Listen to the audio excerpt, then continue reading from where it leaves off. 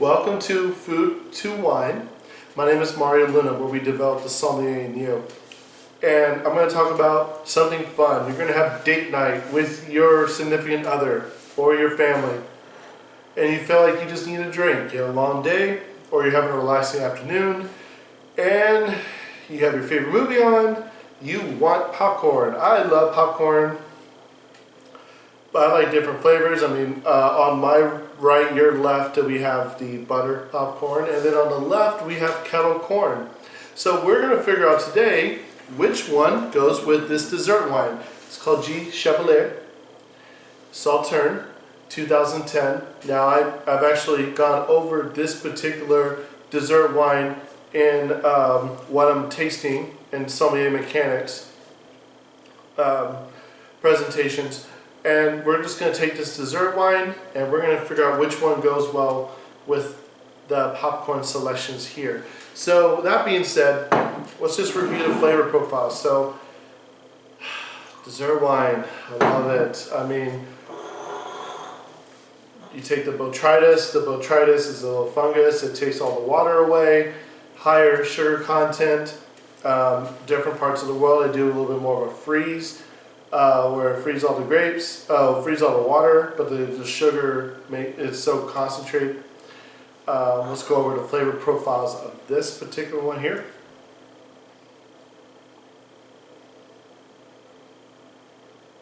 Okay.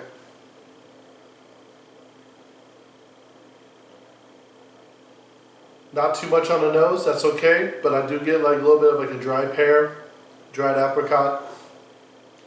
Now let's taste it.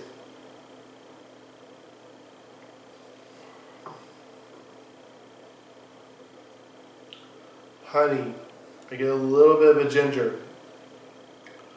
Apricot, like melon, honeydew melon. Cantaloupe, not so much.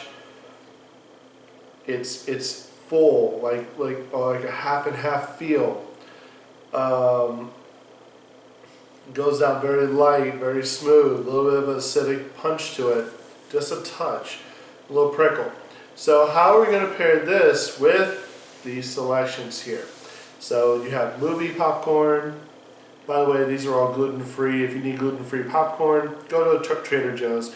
They have a little G with a little plus on the bottom of the bag, a little logo, it'll tell you it's gluten-free. Go and enjoy, so you don't get singled out and not get an opportunity to enjoy this pairing. So we're gonna start with the movie popcorn, and when you make movie popcorn, you have the kernel, it's popped, then you add salt, and then you add a clarified butter, like if you're in a movie theater, or any type of butter that just gives it that richness tone to it, because of that buttery factor to it. Let's see if this works. Good, by the way. I like Trader Joe's popcorn.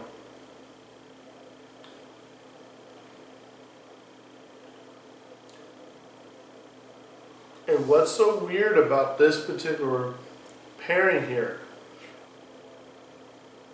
is, to make pairings work, like qualities need to go together. Now, you have that little butter from the popcorn. It's going to match the buttery texture of the wine. The problem with this is just you get a little bit of like a drying salt factor to the movie popcorn. And that's not going to work very nicely with the fruit, the sweetening agents, that bitterness from this particular kernel. It's not going to work with like the richness of the wine. The bodies mellow out.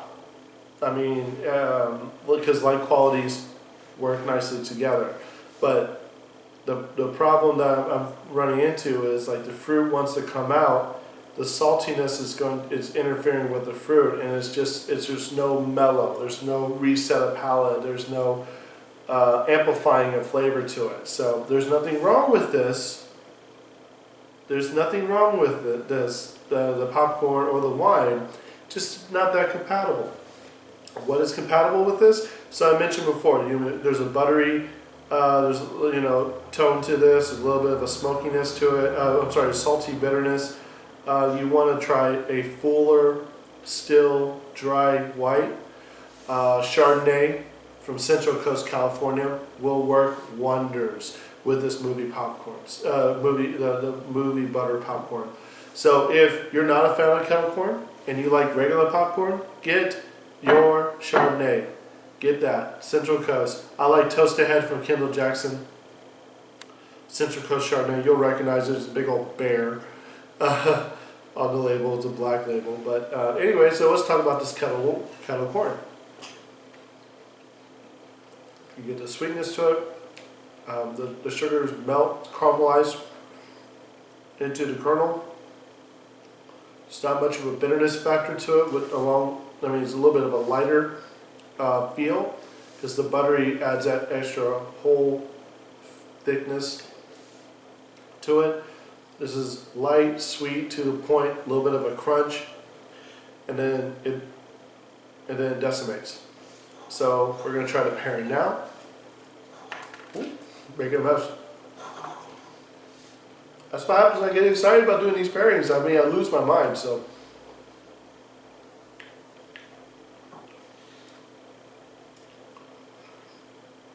when you want a good pairing, the pairing has to do three things. It needs to reset your palate. It needs to mesh very nicely together. And then you need to feel good afterwards. Like the feeling good part is that umami, that savory factor, the savory element.